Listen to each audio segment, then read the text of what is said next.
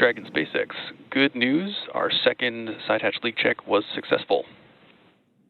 And great news there from Mission Control. We are happy to hear that. Great. Being carried. So as John mentioned earlier, we did do a second leak check today to make sure that that side hatch was closed properly. And with that confirmation from Mission Control and acknowledgement by the crew, we are moving forward with today's launch.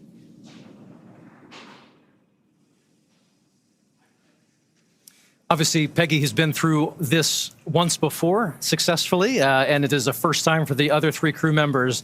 But just seeing each of them all together as a team there inside Dragon is a sight that, well, it's just rewarding to see. We've shared a bit about our crew members on this AX-4 mission, but to properly introduce them and the space agencies they represent, we're going to send you now out to Axiom Space's Sonia Gavan-Carmaquet, who's joining us from the press site at Kennedy Space Center in Florida. Sonia, you're only 3 miles from the launch pad. How is the energy out there? The energy is amazing. The weather is fantastic. It's a little chilly in this room, but we're just hot for this mission. So we're excited to tell you more about the crew, their missions, and what they're going to accomplish on the ISS. This is a special moment for India, Poland, and Hungary. Let's turn our attention now to each space agency represented on board the AX-4 mission, beginning with the Indian Space Research Organization, or ISRO. Their crew member, Shubhanshu Shukla, or Shooks, is our mission pilot. ISRO has been involved in space exploration for over 50 years, but only recently has put a clear emphasis on human exploration. Shooks is making that goal a reality today. From the Indian Space Research Organization, AX-4 pilot Shubhanshu Shukla. Namaste. I'm Group Captain Shubhanshu Shukla. A fighter pilot for 15 years, he was selected as one of 4 Indian astronauts in 2020. Captain Shukla, are you ready for the ride? Will you do some yoga in space like your idol Rakesh Sharma did in 1984? The first Indian astronaut, Wing Commander Rakesh Sharma, traveled to space in 1984. I grew up reading about him in textbooks and listening to his stories from space. I was deeply, deeply impressed by him. This journey that I'm on, it has been a long one for me. And it started out somewhere. I didn't know that this is the path it is going to finally take. I would say that I've been extremely fortunate and extremely lucky to have gotten the opportunities to first fly all my life, which was a dream job for me, and then have the opportunity to apply to Astronaut Corps, and now consequently be here. The way this worked out for me was that probably a week before we arrived at Axiom was the time I came to know that I will be going. I was extremely excited to be here. I was very, very happy because this was a possibility for me to actually fly to space. You don't know how to respond to such things. Shooks his wisdom. The knowledge that he possesses, he could be 130 years old. For me, having him as my pilot in the Dragon capsule is great. He already has that operational savvy. You know, he's just wicked smart when it comes to spacecraft technologies. He is very focused and he will basically go 1, 2, 3, 4 in a record time. I don't even know how he gets there so fast. The team that I'm flying with on this mission, it is fantastic. I do feel that, I have exceptional crewmates. I will have these crew members for this one flight, but post this mission, these are going to be my friends for life. It has been an amazing journey. These are moments that really tell you that you are getting to be a part of something that is much larger than yourself. I can only say how extremely fortunate I am to be a part of this. It is my sincere endeavor through my mission to inspire an entire generation back home in the country. I want to use this opportunity to ignite curiosity among kids. Even if this story, my story, is able to change one life, it would be a huge success for me. I'm Group Captain Shubhanshu Shukla, and I am the mission pilot for Axiom-4 mission.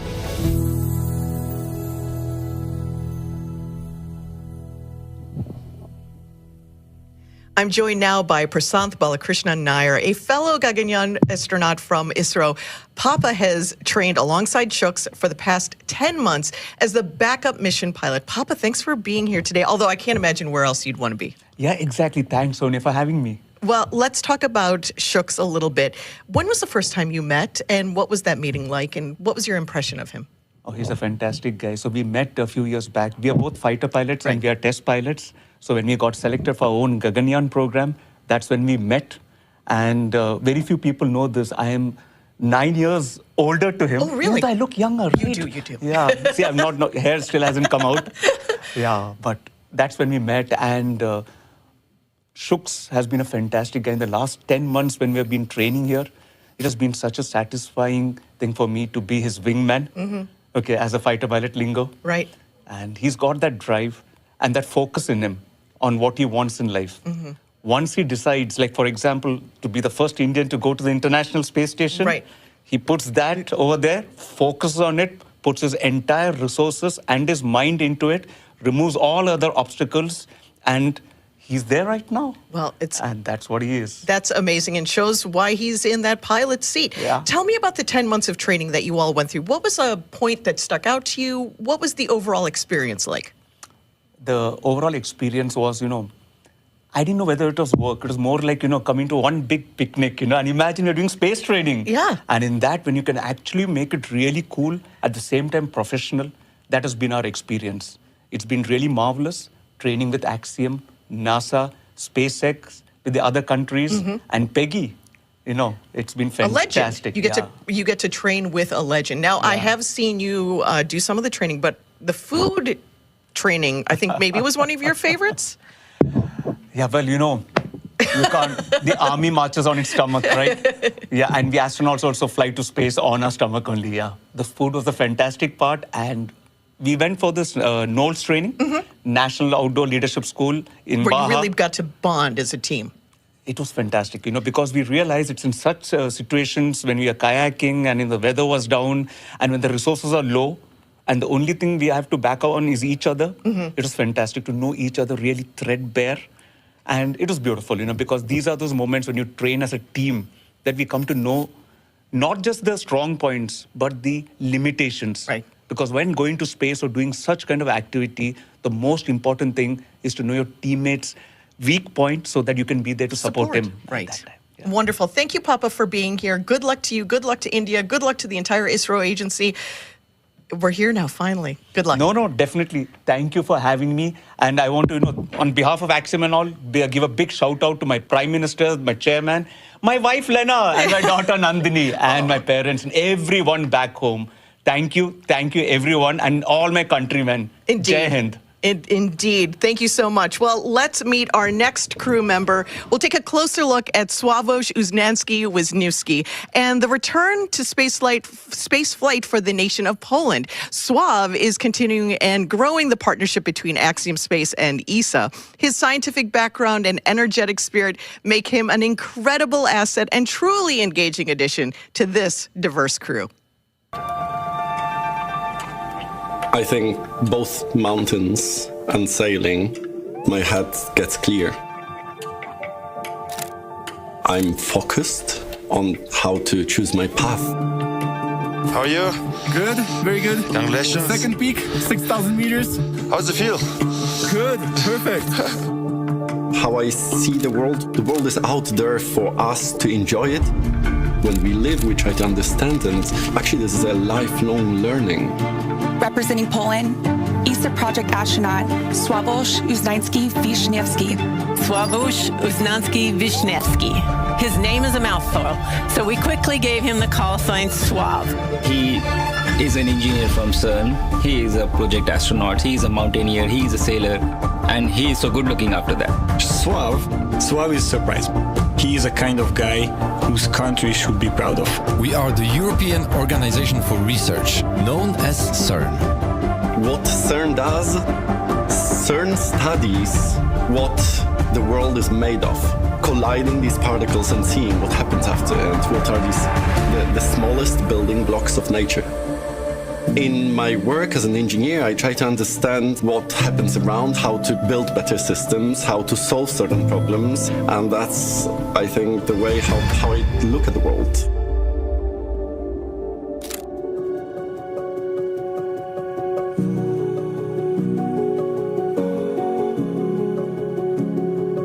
In Europe, we had 5 selections for astronauts since the beginning of the European Space Agency.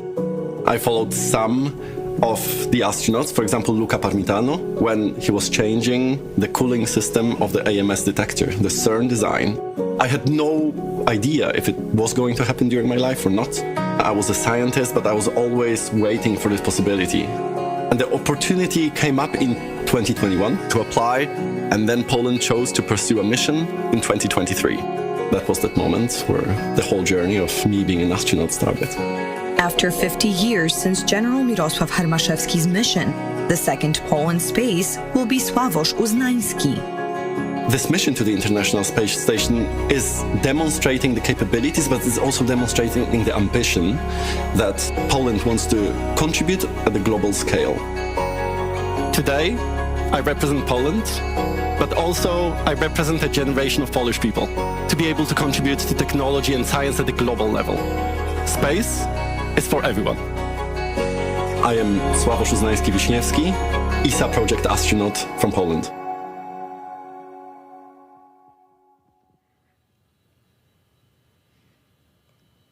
I'm joined now by Frank Duin, ESA, ISS, and Terra Nove Program Manager. Thank you so much for being here. You've launched from Baikonur.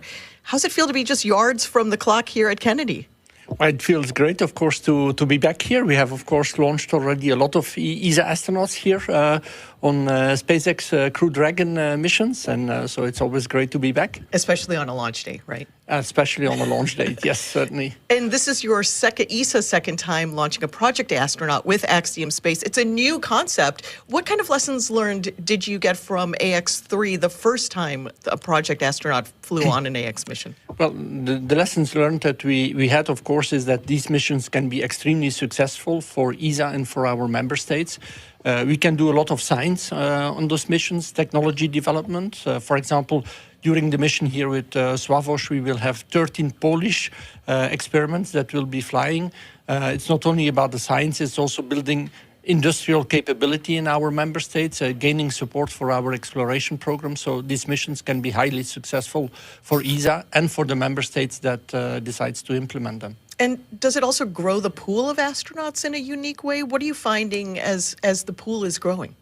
Well, the pool is growing a little bit, of course. The project astronauts, after their mission, they go back to their normal job. But of course, they remain astronauts. They remain advocacies for space, for education, for STEM. This is also a big part of this mission, inspiration.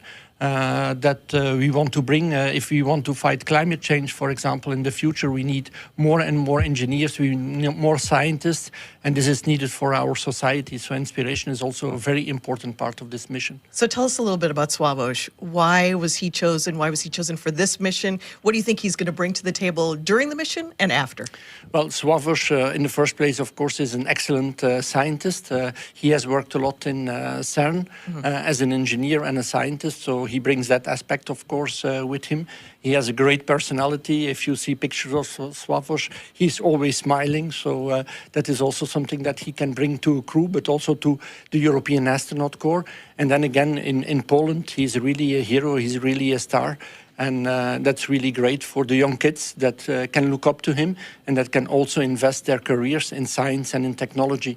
So you think it's going to make a huge impact in Poland. What do you think it's going to do for exploration for the young people of the nation of Poland? Well, I think it's good for exploration and also for ESA, by the way, because through the mission of Sławosz, Poland is also engaging more in exploration, engaging more in the European Space Agency, bringing extra funds to us, so that's great. And again, we will build up industrial capability in Poland, which we all also need. If we want to go to a low Earth orbit economy, for example, we will have to build up more actors, more players that can work and that can contribute to this economy. And therefore, as well, this is a great endeavor. And of course, we will need young people in the future to do this. And that's why Sławosz and this mission will be a great success, I believe. Thank you so much, Frank. Thank you for being here. Good luck to ESA. Congratulations to ESA and the country of Poland. And I can't wait for this wonderful evening. Thank you so much for being here. Thank you very much for having me.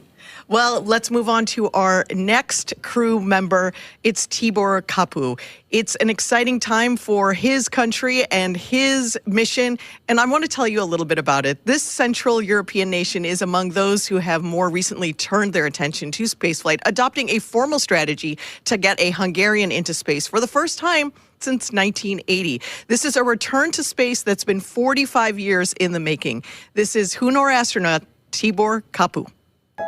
When I was watching Olympics with my mom, I remember that anyone who had a Hungarian flag on, on a jersey or on them, we were just cheering for them, like they were our own family members.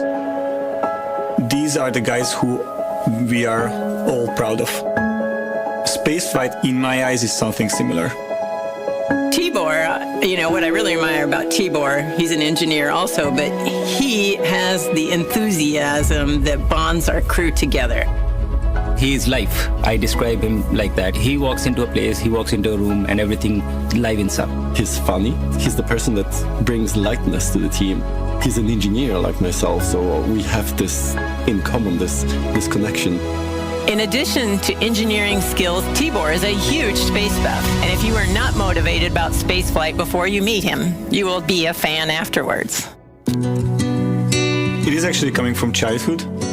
I remember, assembling so many sets of Legos. I did, Star Wars. I did all kinds of planes. I was looking for my place for a really long time. But for a long time, actually, I didn't even know what to do. I remember this really cool moment with my dad. He explained to me what does a mechanical engineer do, and that's when we discussed that, okay, I will be a mechanical engineer. It was great, I loved it, but I knew that I could do much more. I knew that I'm destined to achieve greater things. I was a rocket enthusiast for such a long time, but I didn't have a chance to work in that field. The selection process for Hunor, it was announced in 2021. I was extremely enthusiastic. It wasn't a question if I'm taking that opportunity or not. We did 14 months of rigorous selection process, physical and psychological and cognitive stuff. The whole thing took like 2.5 years. It's much harder than I thought, actually. May 26th was the anniversary of Astronaut Farkas flying to space. He was the first Hungarian astronaut. On that day and that night, I was selected. And I was actually quite proud of myself that I could prove to myself that I am capable of focusing for months and years in order to stand here. So people have been calling me their sons since the selection, especially my hometown. I feel their love, I feel their energy, I feel that they are proud of me. I want to be special for my country. And if it will spark or ignite anything in them, then I think we are doing our job quite well. My name is Tibor Kapu, and I'm mission specialist for AX-4.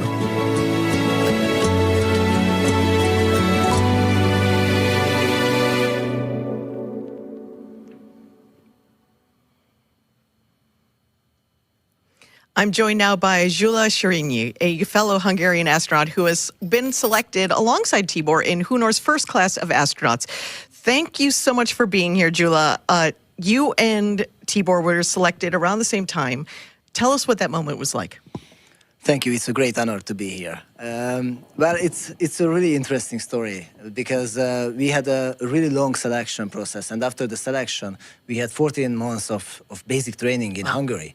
And even in these 14 months, we've been to the US and we've met Axiom people. We've been to Axiom, and they also were part of our selection. And after that, our selection happened from the four of us, two of us were selected to do the mission-specific training we are here right now and doing right now, preparing for this mission actually. So this was an amazing journey for us. So the Hunor program only kicked off in 2021. That's a really fast trip to this moment that we're at now. Tell us what that was like. Do you think that this is right on track? Are you excited for the progress that you're seeing? Well, we had to do it really fast because we were not planning for Axiom-4 specifically. We were planning to do a mission. And but Axiom-4 happened, and so we had to jump on it. And it was really, really intense for us. But the basic training were finished, and we could continue our training. But we didn't have a lot of time between selection and the Axiom-4 training. We had around just 1 month of period when we were selected and waiting for a mission. And what stands out to you from that training, from the AX4 training? What stands out? Something that was really bonding, something that surprised you? From the bonding perspective, if you ask for that, I would say that our nose training were amazing, which was when we were at Mexico with the That's what crew. Papa said, that he loved being He did say that. Yeah. Oh yes, that was amazing but it's a great analogy of being on the space station.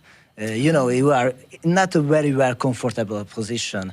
With the crew, you have to solve problems. It's really like being on the space station, and so I really enjoyed that part. But we've done so many things. It was an amazing journey. Tibor has a very intense mission when he's on the ISS. Lots of things to do. What's he going to bring to the table when he's on the ISS? So, from Hungary, all of the experiments we are going up there is Hungarian experiments, and it's like a really good opportunity for Hungarian researchers to show and to get their experiments conducted on the ISS in space. And it's like he's going to be doing radiation experiments. He's going to be growing plants in space. So many things. He's got amazing so many things, but bringing along the entire country of Hungary with him into space with all of these activities. Thank you so much for being here, giving us a little peek into your training up until this moment. Congratulations to you, to your entire country. Thank you so much. And now it's time for our commander. Let's introduce you to Peggy Whitson. You may be well aware of Peggy's incredible resume. She brings nearly 30 years of experience as an astronaut and decades more as a leader in technical. How does a girl from Beaconsfield, Iowa, with a population of less than 20, become the commander of the International Space Station? I think that one of the biggest lessons I learned growing up on a farm had to be determination. Diligence to get the job done. My parents are the hardest working people I knew. They taught me that work ethic and never to quit. Peggy Whitson became the first female commander of the International Space Station. In her career, Whitson spent 675 days in space. She also flew 3 long-duration space flights and served as chief of the Astronaut Office and commander of the International Space Station. AX-4 will be her 5th mission to the International Space Station and 2nd time commanding a commercial astronaut mission. Peggy Whitson is a known name. She has accomplishments that I can only dream of. Peggy is one of the most capable leaders that I had the chance to work with, ever. She passes knowledge to us. She knows where we feel strong, where we feel maybe a bit weaker, and she can support us in that. Being a great leader for her is just natural. When I first met the crew, I was very excited by the fact that they could all laugh at themselves. I think that's a really important characteristic, to be able to have a sense of humor about yourself, not to take yourself so seriously. From there, you can do a lot of work. I actually tell the crew a lot about what I think they're going to experience. I think it helps them prepare. But I'm talking about how they're going to feel, how their body's going to react to it. Everybody's going to be souped up to do, 150% of the work. And so I want them to have an accurate sense of what they're going into as they adapt to being in space. My first flight was in 2002. Obviously, as a rookie flyer, I worried a lot about getting everything right. I didn't want to be the one that made mistakes. To me, it's important to be able to share that and relieve some of the stress off of them and try and focus their worry, because I know they are worried as well, on the right things. I've got 3 different countries being represented, and we prioritize each of their countries' objectives so that everyone's needs are being met. And this is a goal of Axiom, and that is to open up space and opportunities to more and more countries. I really consider it almost a dream that we have already accomplished 3 private astronaut missions in 3 years. So I'm really excited to be a part of that. I love working with these young engineers with new ideas. It's a lot of fun. I'm Peggy Whitson, commander of AX-4.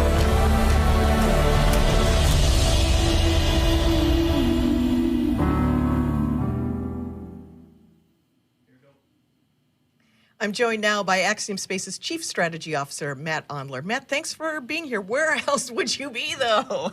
No, thanks for having me. This is a fantastic day. Going to be a fantastic launch tonight. So let's talk about Peggy Whitson. Tough question. Can you describe her in 4 words? Sure, you hit me with a hard question right off the bat. I'm going to go with gracious space professional leader. That's pretty good. That's pretty excellent. When Peggy's not preparing to go to space or recovering from coming back from space, what is she doing in the office day to day? Yeah, she's actually very helpful. Her and our other astronauts for Axiom are really helpful in helping us design our space station.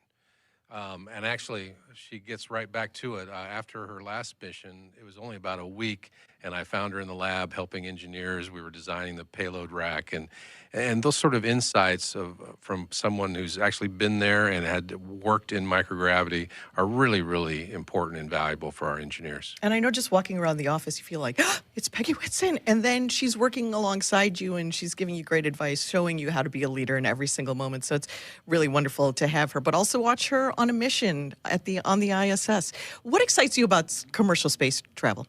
Yeah, there's a lot of things that excite me about commercial space, but one of the things that I think is going to be so amazing and really change the world is the things we're going to be able to make in space that you can't otherwise make.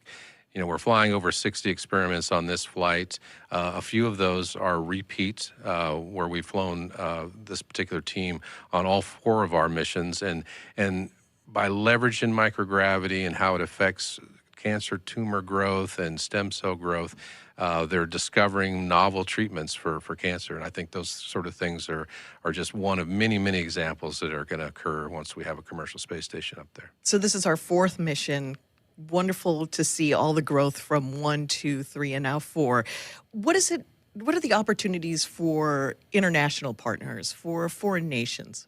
Yeah, I really think that we are becoming the world's space agency and really helping lots of countries emerge in space. This particular mission is a great example where all 3 of these countries have flown 1 astronaut before, but it was all 40 years ago. So almost 2 generations for these countries. And so it's very, very impactful and very, very humbling to be able to help these countries. You know, one of the things that I Googled this morning was there are 350 million children in India under age 15. So there's more children in India under age 15 than there are people in the United States. Wow. I hope all 350 million of those watch the launch and are inspired by it and want to get into space and exploration and engineering and math. I know that there are watch parties happening right now all around the world, so those children hear you and they will be inspired by this mission. I'm so excited to see what comes out of it and what happens in the future. Awesome, me too. Thanks, Matt. Thanks for being here, and we'll see you back in Houston in a couple of days. All right, thank you. Well, this has been an exciting time to learn about all of our crew members. We're going to send it back to Ronnie at Hawthorne. Thanks so much, Sonia. Now we get to talk about one of my favorite parts of human spaceflight, which is the zero-G indicator. To prepare for the mission, the crew trained at the National Outdoor Leadership School, or NOLS, which takes the crew on a wilderness expedition to help build camaraderie, navigate unpredictable circumstances, and operate in a remote environment. Every crew develops a unique bond in the midst of shared challenges, and as they discovered at NOLS, this one is no different. And as you heard from Papa and Jula, Knowles stood out amongst all of their training. They faced days of harsh winds and challenging weather conditions that limited the range of their expedition at Knowles.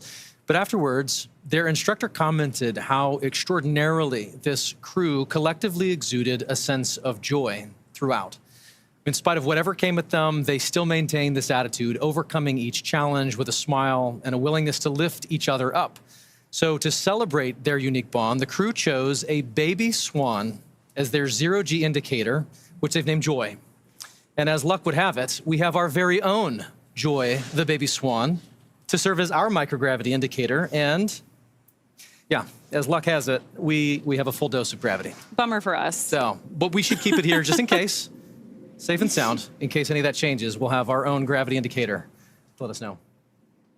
Speaking of training, as you might imagine, astronaut preparation can be extensive. From training that is specific to each crew member's role to learning SpaceX protocols, space station systems, and preparing for the science and outreach activities they'll be conducting in space, private astronaut training is rigorous. In addition to the work in the field like they did through Knowles, the AX-4 crew spent about 35 days training inside Dragon. To prepare them for flight, our teams at SpaceX spent the last several months teaching the crew about orbital mechanics and how to live in Dragon. While this was, of course, more of a review for Peggy Whitson, for the rest of the crew, this will be their first time flying to space. The training program includes nearly 100 different lessons covering all aspects of flight. The crew spent time inside our Dragon training spacecraft to run simulations of ascent, space station rendezvous, and re-entry. They also spent time at the launch pad in our suit-up room and working through emergency procedures that would be necessary in the unlikely event of a pad abort. And in addition to the critical training from SpaceX associated with those dynamic phases of ascent and return, Axiom Space facilitated a host of training efforts over the last 10 months to ensure the Axiom-4 crew and all those who support them are ready for their mission on station. Kicking off efforts at Axiom Space headquarters in August of 2024, this crew immediately began to familiarize themselves with the range of teams and systems and operations they would need to become proficient with in order to succeed.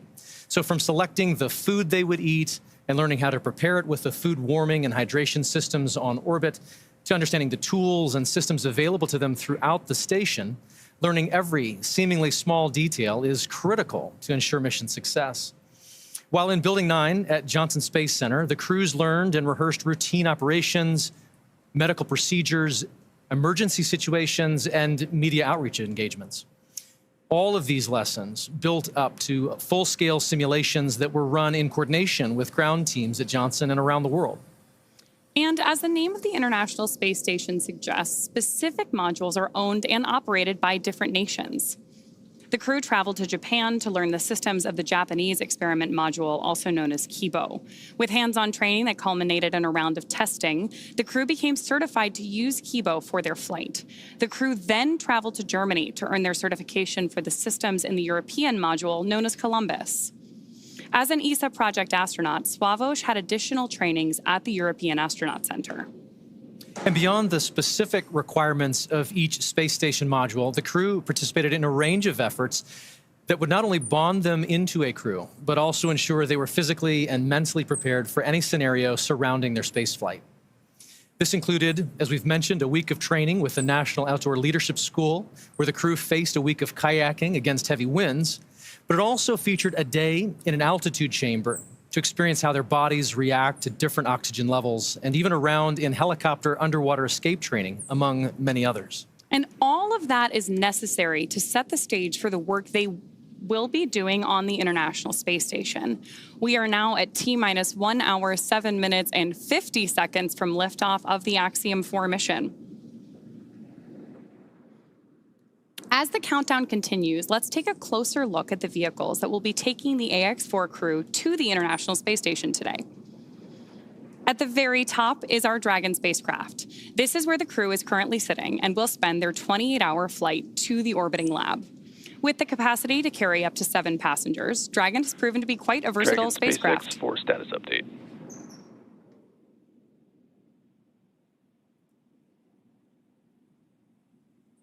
We're going to listen into this status Go update. ahead, Samay. What's the update?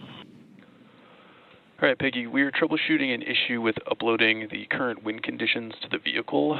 This must be completed before launch escape system is armed so that the vehicle can correctly target offshore splashdown in the event of an escape. We're tracking several troubleshooting paths at this time and are working to resolve the issue, so I will follow up with you in 10 minutes on the status. How copy? Copy. You're troubleshooting the ability to upload the wind conditions for the launch escape system, and you'll update us in 10. Thanks. Yep. And just to make that super crystal clear, if we do not successfully upload this by the time we get to LES arm, we will be no-go for launch. I was thinking you might be thinking that as well. Dragon copies. So we heard some chatter there from Mission Control and acknowledged by the crew that we're troubleshooting that upload issue now. But of course, our teams will continue working diligently in the lead up to launch in hopes that we can preserve today's launch attempt. So with that, I want to step back in and talk a little bit more about the spacecraft that we are working on today. Dragon is a very versatile spacecraft. It can autonomously dock to the space station when outfitted with a docking adapter, as it is today for Axiom Mission 4. But Dragon can also be configured with hardware to support a spacewalk, which made its debut on the Polaris Dawn mission last year. And of course, in free flyer mode, the docking adapter can be swapped out for that iconic cupola, which is essentially a giant glass dome that allows for 360-degree views of space. The crew travels in the pressurized section, which is the top portion of the spacecraft. This area allows for the transport of people and environmentally sensitive cargo. Dragon's trunk, which sits below the pressurized section, can carry unpressurized cargo when needed and remains attached to the Dragon until shortly before re-entry into Earth's atmosphere. Dragon has played a significant role in advancing our future in space by safely transporting crew and cargo to and from the space station. There are currently 4 Dragon spacecraft supporting human spaceflight missions that have docked to the station: Endeavour, Resilience, Endurance, and Freedom. And this mission will be adding 1 new Dragon to that list, whose name will be revealed later today by our commander, Peggy Whitson. Dragon and the AX-4 crew will be delivered to orbit today by Falcon 9, SpaceX's 2-stage rocket developed and manufactured right here in Hawthorne, California. Falcon 9 is the first orbital-class rocket capable of reflight. The booster, or first stage of the rocket, is the tallest part of the vehicle. Today's booster is flying for the 2nd time. Reusability is key to making spaceflight more routine and ultimately what will enable humans to become a multi-planetary species.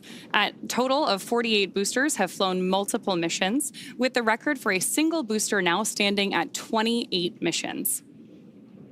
After today's launch, the first stage will be returning to SpaceX's Landing Zone 1 at Cape Canaveral Space Force Station, which is just about 9 miles away from Launch Complex 39A. Above the first stage and below Dragon is Falcon 9's 2nd stage, which will secure Dragon's entry into low Earth orbit before separating, leaving Dragon to continue its journey to the space station. Beautiful wide shot of Falcon 9 on your screen there. We've got the crew access arms still in place leading up to the Dragon spacecraft. And Falcon 9 right there in the middle is SpaceX's workhorse vehicle, having completed 492 missions since its first flight in 2010, more than any other rocket flying today. And through missions like today's, Dragon is helping lay the groundwork for deep space exploration, rapidly expanding our knowledge of how humans will adapt, live, and work in space.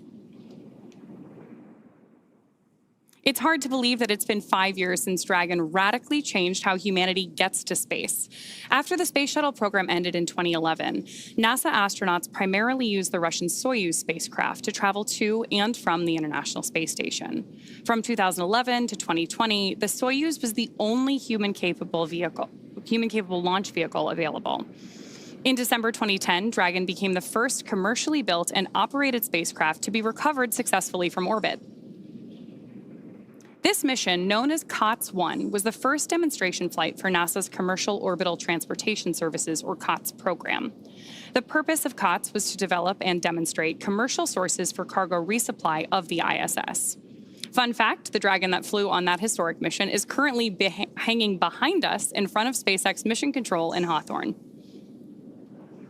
Just 10 years later, in May 2020, Demo 2 launched astronauts from U.S. soil for the first time in nearly a decade.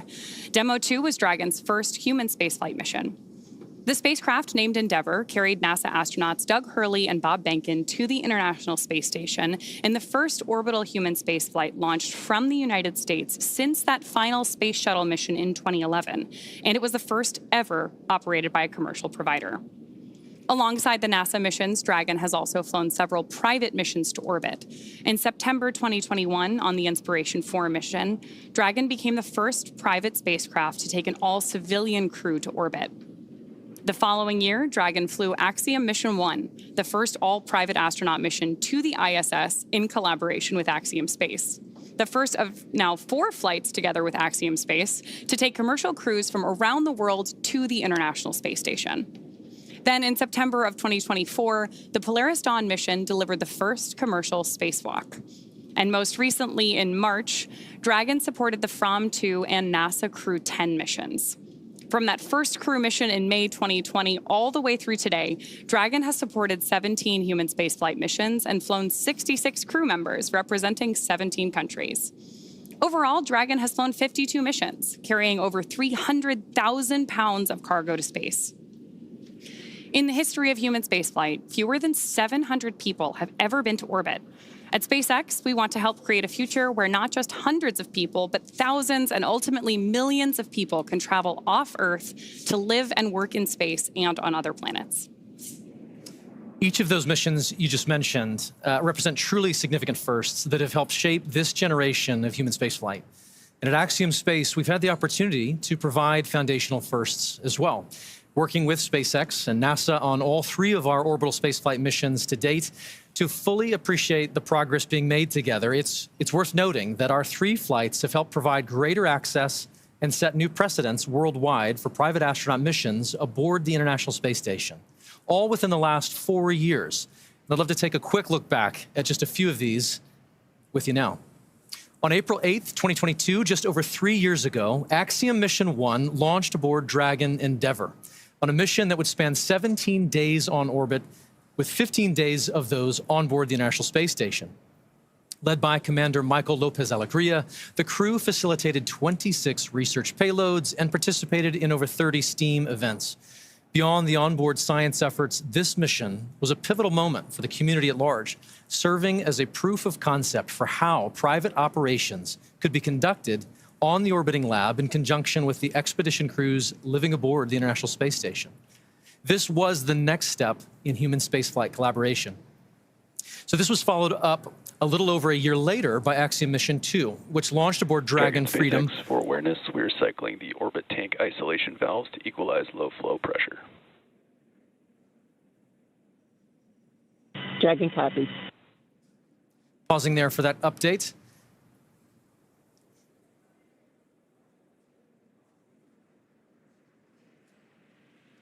And I believe that may be all for that.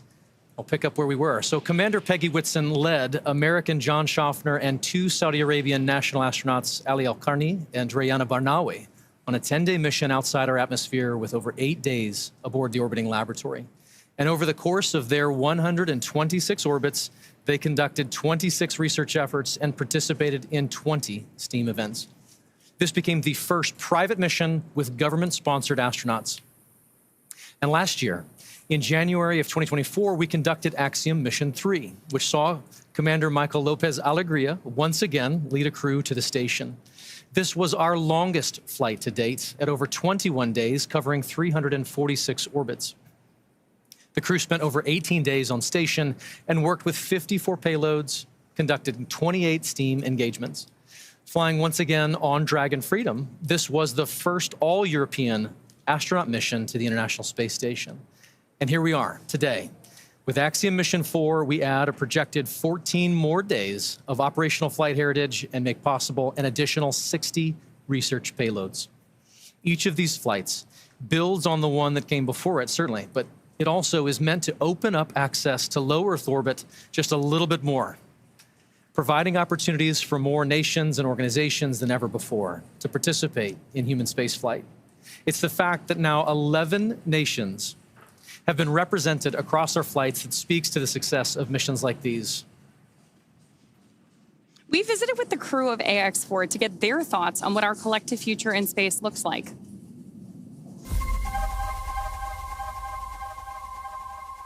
I believe that SpaceX and Axiom Space are serving as pathfinders for what commercial space is going to be in the future. It is like a paradigm shift in how we used to think about space. And companies like SpaceX, Axiom Space are doing things that entire countries have done in the past. SpaceX is a crucial partner that allows us to go to the International Space Station. In general, space is a big team sport, and that collaboration offers more and more possibilities to explore. In our case, this is the Dragon capsule and the Falcon 9 rocket. In the future, it might be different solutions. It has been 5 years now that SpaceX has been sending humans to space. We are using SpaceX technology because we know that it's safe and reliable, and that it will bring us safely to the International Space Station, and not only going there, but also coming back.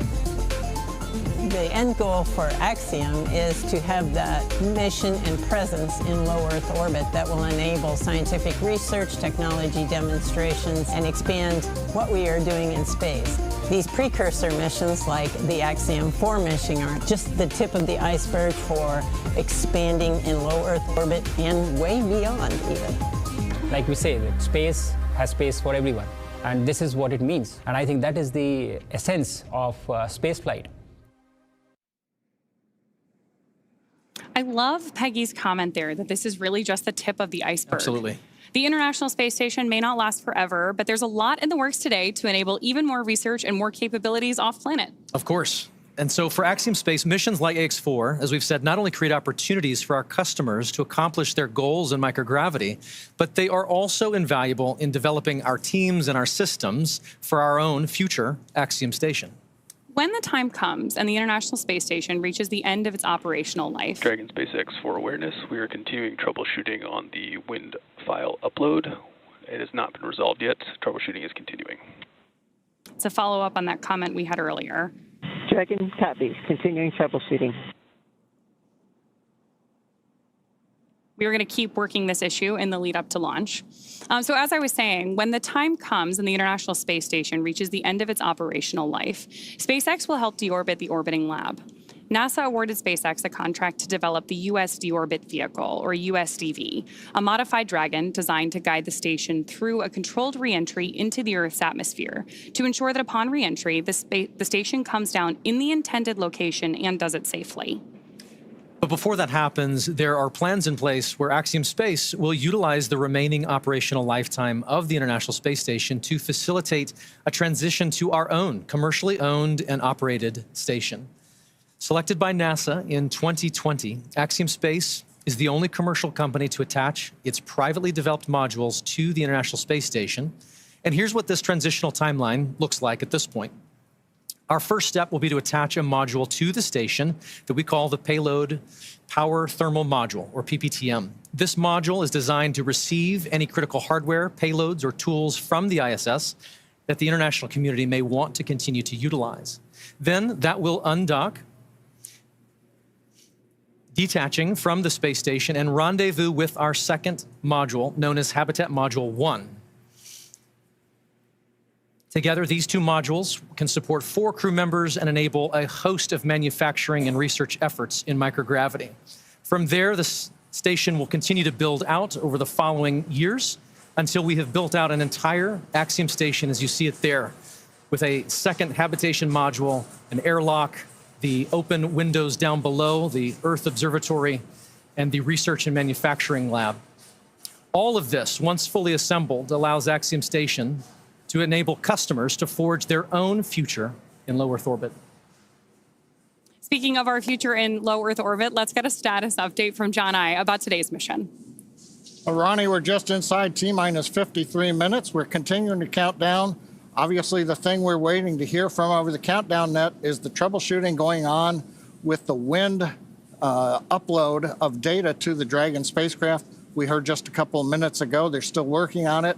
We have to have that on board before we get to essentially crew access armor track and then launch escape system armed. So we're going to continue to monitor that as we get a little bit closer. Now on the Falcon 9, good news, the chief engineer pulled the team. They don't see any issues right now. They'll be doing their final pull at T-minus 45 minutes or so to go into propellant load. Now, we talked about Dragon. They're working no other issues other than getting the wind file uploaded. The good news, weather. The weather officer T-minus 1 hour said phenomenal. So we'll take that all night long. And then finally, around the launch pad, flight danger, hazard areas are clear. Both around both pad 39A as well as tonight landing zone 1, because the first stage is coming back about 9 miles south of the launch site. So currently everything continuing to look good except for that one issue we're working on Dragon. We'll keep listening in, we'll bring an update, we'll keep our fingers crossed, but we're coming up on T-minus 51 minutes. everything continuing to count down, hopefully, to an on-time launch just less than an hour from now.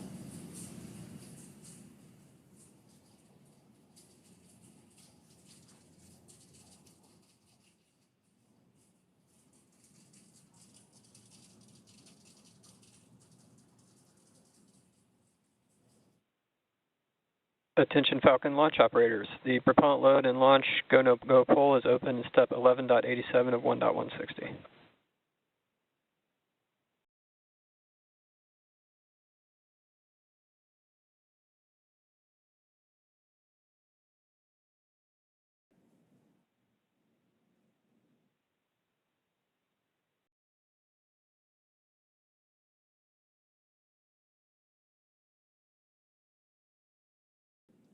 And at just under an hour to go until launch, we want to welcome in all of those tuning in by way of NASA's live stream that have just joined our launch coverage of Axiom Mission 4. We're joined now by Sandra Jones with NASA Communications from Mission Control at the Johnson Space Center in Houston, Texas. Thank you for joining, Sandra. Hey, thanks, Paul. Here in the International Space Station Flight Control Room, the team is prepared and ready to support today's launch. This attempt comes after NASA and Roscosmos discussed recent repair work in the transfer tunnel at the aftmost segment of the Orbital Labs Zvezda service module. And now we are all looking forward to the Axiom-4 crew being on board Space Station soon. We'll provide a full Space Station status update in a few minutes, but know we need to bring everyone up to speed on today's activities and the launch status. So for now, back to you, Ronnie. Thanks, Sandra. We'll hear more from Mission Control in just a few minutes, but we do want to take a moment first to introduce everyone to the crew of AX-4. Aside from Axiom Space Commander Peggy Whitson, each crew member represents a return to human spaceflight for their nation after more than 40 years. And starting with our commander, today's mission is led by Peggy Whitson of the United States. There is simply not enough time to cover her entire resume, but to give you just a few highlights, Peggy has earned degrees in biology, chemistry, and biochemistry. She was the first female commander of the International Space Station. She has spent over 675 total days in space, during which she logged 60 hours across 10 spacewalks. She is also a two-time commander for Axiom Space, having previously served aboard AX-2, and she was just inducted as a member of the 2025 Astronaut Hall of Fame. So congratulations and well-deserved, Peggy. Next is mission pilot Shubhanshu Shukla of India, whose call sign as a test pilot is Shooks. Representing the Indian Space Research Organization, or ISRO, Shooks is also an astronaut designate of India's inaugural human spaceflight effort, Gangayaan, featuring an Indian-built rocket and spacecraft. He was commissioned into the Indian Air Force Fighter Wing in 2006 and achieved the rank of Group Captain in 2024. He has over 2,000 hours of flight experience aboard a variety of aircraft. And our third crew member is Mission Specialist Sławosz Uznański of Poland. He is representing the European Space Agency as a project astronaut, coming from the reserve class of 2022, much like Marcus Want, who served as a mission specialist on AX-3. A scientist by trade, Sławosz has earned his Master of Science with honors from Łódź University of Technology in 2008.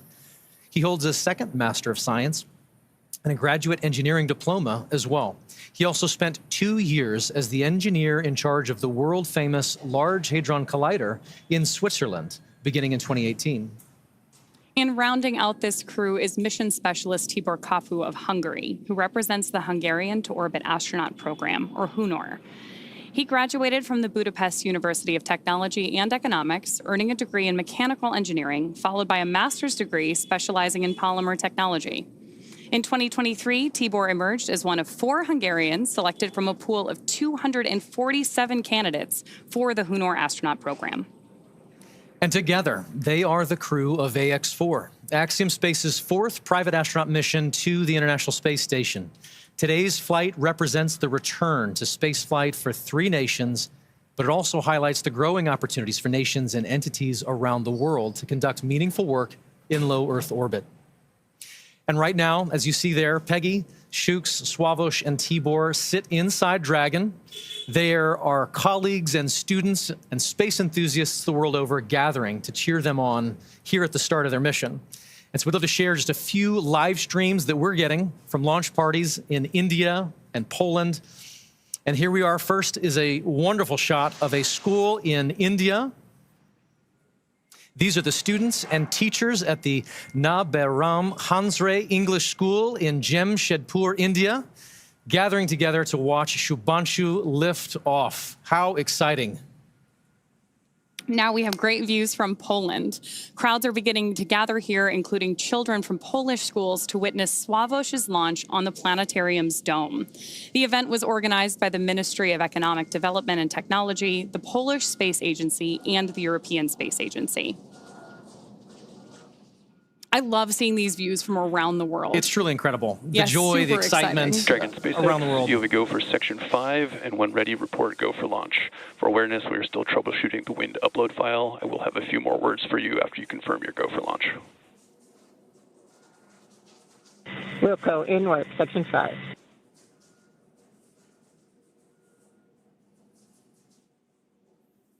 And SpaceX, Dragon, we are go for launch. Section 5 is complete.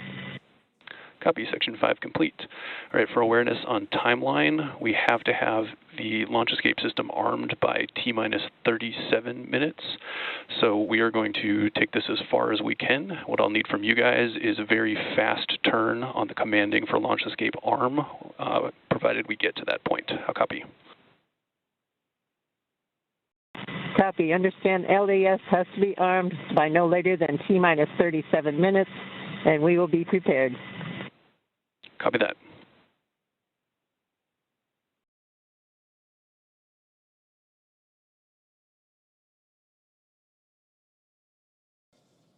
John Itzberger back here at the webcast desk. We're inside T-minus 45 minutes.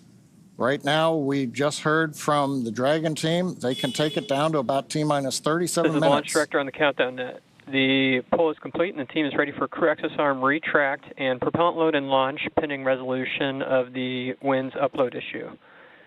For all operators in MCC and Hangar X, both controllers are going to lockdown at T-minus 45 minutes and will remain in that state until the LES system is disarmed. All operators are to remain at their console and maintain a sterile cockpit until the ND confirms successful disarming of the launch escape system following orbit insertion or propellant offload in the event of a scrub. For non-urgent no-go conditions, brief the CE or LD and they will approve aborting the countdown. For urgent issues affecting the safety of the operation, operators shall call hold on the countdown net. Launch control will abort the launch auto sequence immediately and proceed into the launch abort auto sequence. At T-minus 10 seconds, launch control will be hands-off and relying on automated abort criteria for the remainder of the count. Operators shall advise the launch director whether structural breakup or fire is imminent or occurring per Dragon manual escape flight rules. Launch control, you may proceed with arming the crew arm for movement. Okay, we're at T-minus 43 minutes, 15 seconds and counting. You've heard the SpaceX launch director giving final instructions to the team. We have cleared our propellant loading pole.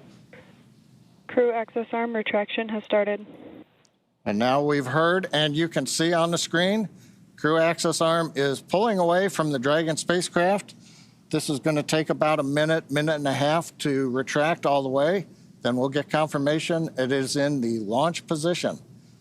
The next step after that is going to be the crew, close the visors, confirm that, and then begin launch escape arming.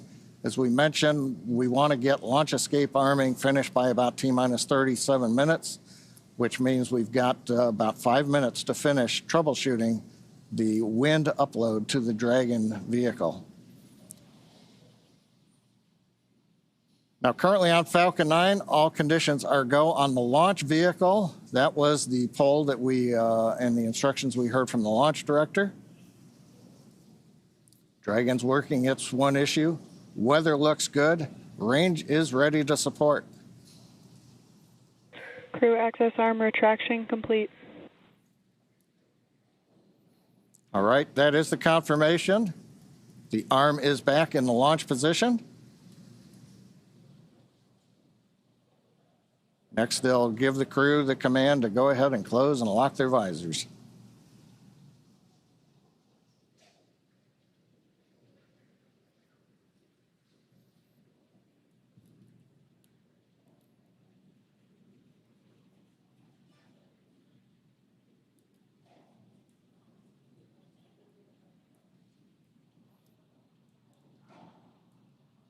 Now, I think right now we're probably waiting just a little bit longer.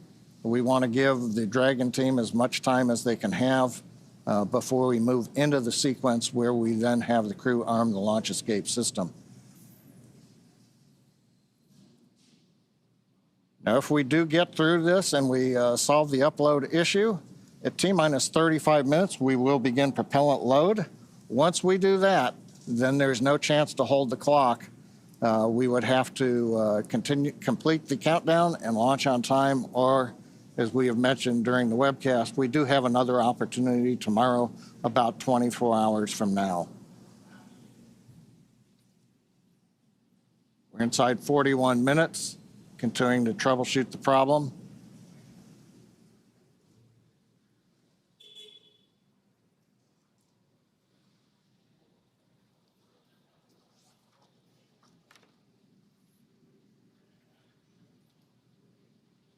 View of the crew inside the capsule on the right-hand side. See the status bar on the bottom and the clock counting down.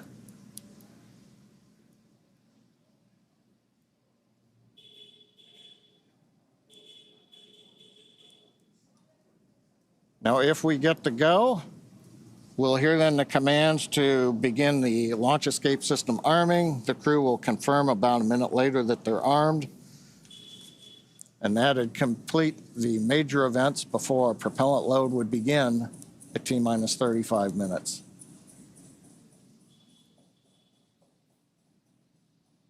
Views of Falcon 9 and Dragon on Launch Complex 39A on the Kennedy Space Center. Everybody is clear of the launch pad, clear of the launch complex. The danger and hazard areas have been confirmed clear. And we're ready. We're just waiting to find out whether or not we're going to be able to continue forward in the countdown. We should know that answer within the next couple of minutes.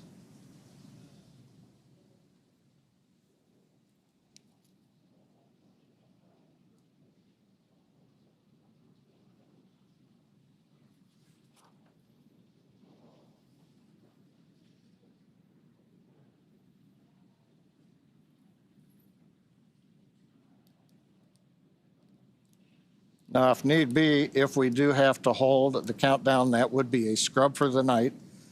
Right now, as we talked about earlier, the space station orbit is passing over Kennedy Space Center, getting everything aligned. SpaceX wind upload is complete. You are go for Section 6, close visors and arm launch escape system. Visors are closed and arming launch escape system now. All right. That's good news. We've got the winds uploaded. Closing the visors, you can see on the screen. We're also going to begin escape system arming. It's going to take about 50 seconds once they get into it. We will then get confirmation that the launch escape system is armed. And from there, we will move into propellant loading coming up in 3 minutes at T-minus 35. So we passed a major milestone, everything looking good. And it's kind of quiet here right now. Everybody's kind of tense. We're waiting to see how it go, Paul. But with that, it looks like we're doing good in the timeline. We have taken a sigh of relief, no extra breath there. Smiles are returning. But with that.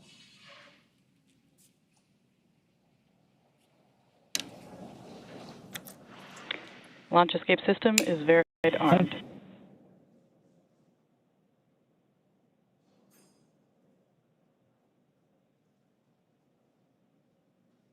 Very good. With all of those call-outs and the progress now being made again towards launch, let us tell you more about their destination, the International Space Station.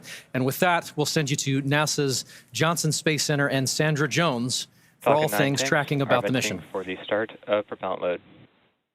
Thanks, Paul. I'm here in the International Space Station Flight Control Room at NASA's Johnson Space Center in Houston, Texas, where teams are working around the clock to monitor the Expedition 73 crew and systems aboard the orbiting laboratory.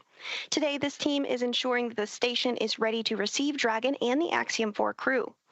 Private astronaut missions are an important component of NASA's strategy for enabling a strong and competitive economy in low Earth orbit.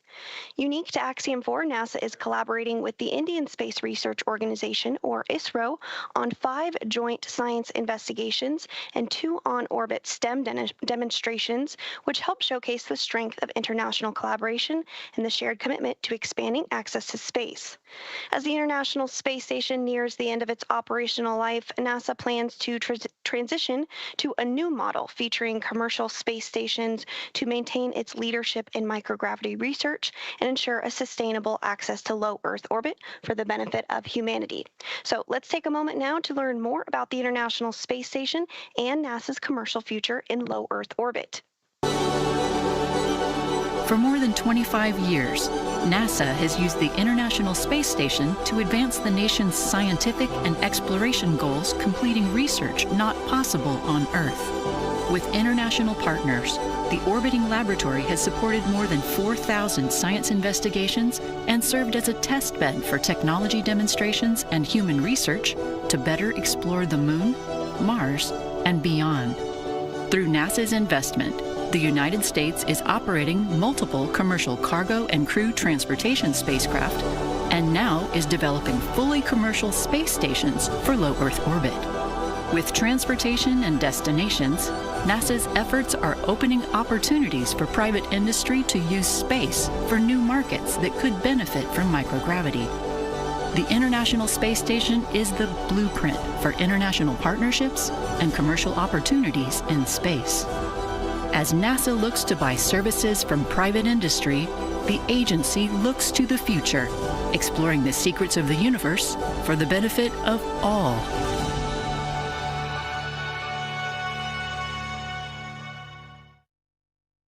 And you can learn more about NASA's commercial efforts at nasa.gov/commercial-space. From Mission Control Houston, we are standing by and ready to support tonight's launch. So for now, we'll send it back out to Donnie, Ronnie, and Paul in Hawthorne. Thanks, Sandra. And so things are looking good on the launch pad. The teams are continuing to progress towards launch at 2:31 a.m. Eastern.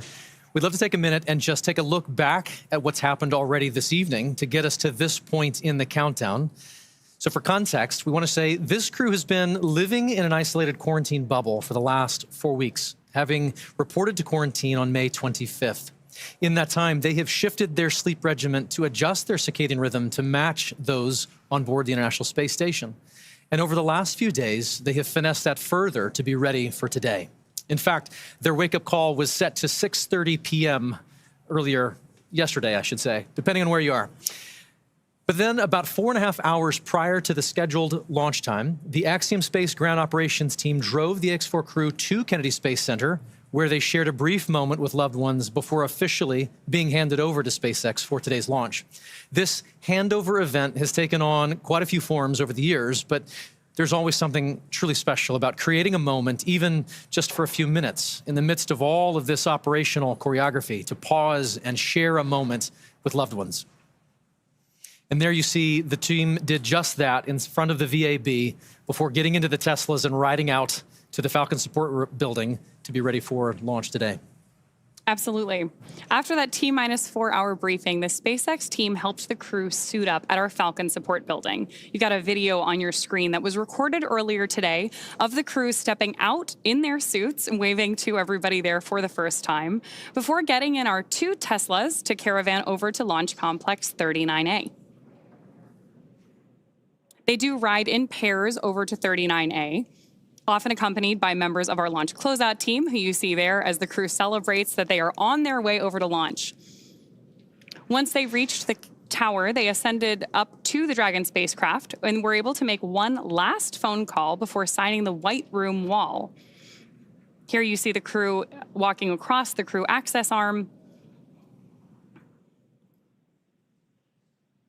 getting their boarding passes handed to them and checked by our closeout team. You'll notice that Peggy Whitson's is gold because she is a frequent flyer with us here at SpaceX. And then once our crew ingressed Dragon, we completed suit leak checks and comm checks before rotating the seats into the reclined position for launch.